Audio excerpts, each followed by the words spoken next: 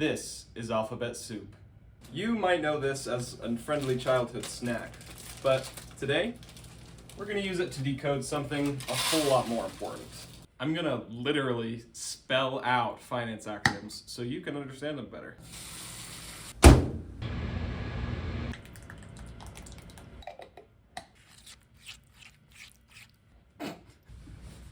First of all, we have IRA. This stands for Individual Retirement Account. And this is an investment account that you can open at somewhere like Fidelity, Robinhood, or Charles Schwab and invest your money for retirement. HSA or FSA are two sister accounts. HSA is Health Savings Account.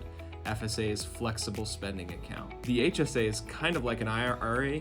It's an account that you put money into and can invest to save for health expenses. Whereas the FSA, your company puts money into and you can just draw on it and it empties out at the end of the year. 401k is actually not an acronym. It's a section in the tax code that is basically saying if you work at a company, the company can open this special kind of IRA for you. Think 401k, think IRA. And if you want to know the difference, you can look at this video right here. Roth. Usually you put money into an IRA and you get a tax deduction up front. A Roth is another way of putting money into an IRA where instead of getting a tax deduction up front, you get tax-free growth for the rest of your life. APR, that stands for annual percentage rate. And this is what we use to measure how expensive a loan is going to be for you. A higher number, like 15 or 20% is expensive, whereas lower numbers, maybe 2, 3, 4% are very cheap loans. CD stands for Certificate of Deposit, and it is one of the safest investments you can make with your money. You give the bank a certain amount, and they promise to give it back to you with interest after a certain period of time.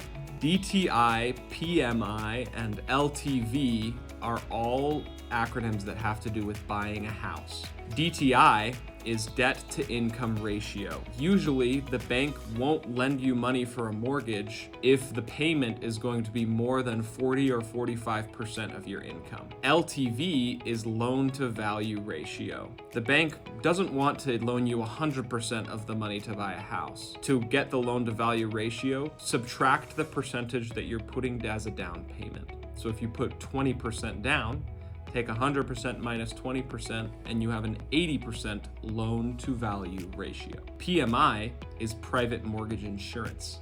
If your loan to value ratio is greater than 80%, the bank is a little bit nervous that you might not be able to pay back the loan. And so they add an extra payment to insure your mortgage against loss. Lastly, ROI, return on investment.